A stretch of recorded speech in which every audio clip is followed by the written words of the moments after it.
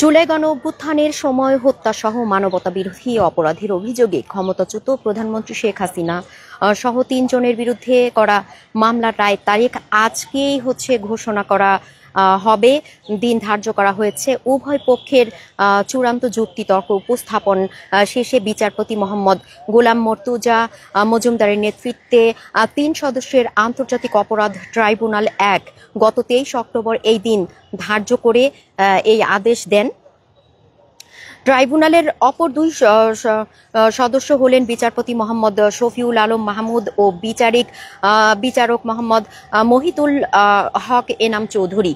তো রায়ের তারিখ ঘোষণা উপলক্ষে আন্তর্জাতিক অপরাধ ট্রাইব্যুনাল এলাকায় নিরাপত্তা আরও জোরদার করা হয়েছে।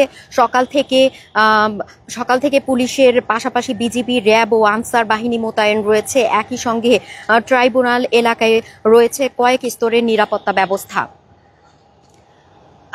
আমরা গণমাধ্যম কর্মী যখন সকালবেলা ঢুকি, আমাদেরকে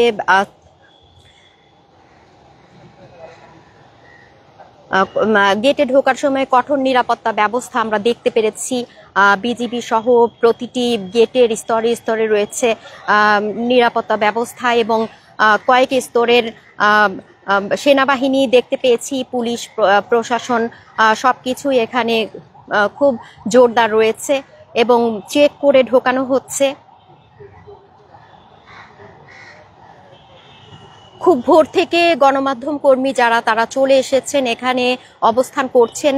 আমরা যেটি জানতে পেরেছি, এই মামলার যিনি রাজসাক্ষী সাবেক আইজিপি তাকে অলরেডি 9:15টার দিকে এখানে হাজির করা হয়েছে, যেটি আমরা জানতে পেরেছি।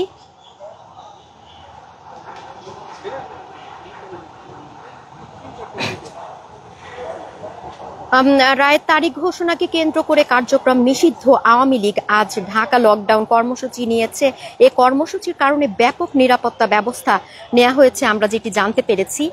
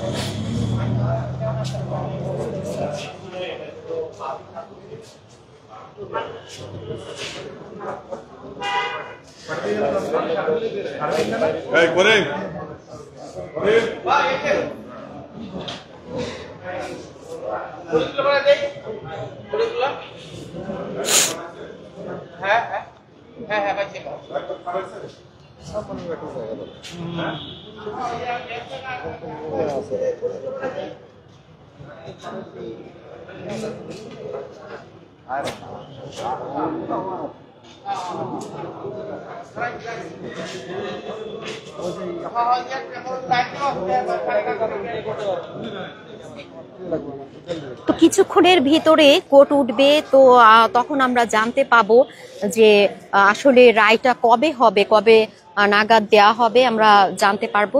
তো এই ছিল আমার কাছে ট্রাইব্যুনাল থেকে সর্বশেষ সংবাদ। পরবর্তীতে আপনাদেরকে আবারও জানিয়ে দেওয়া হবে।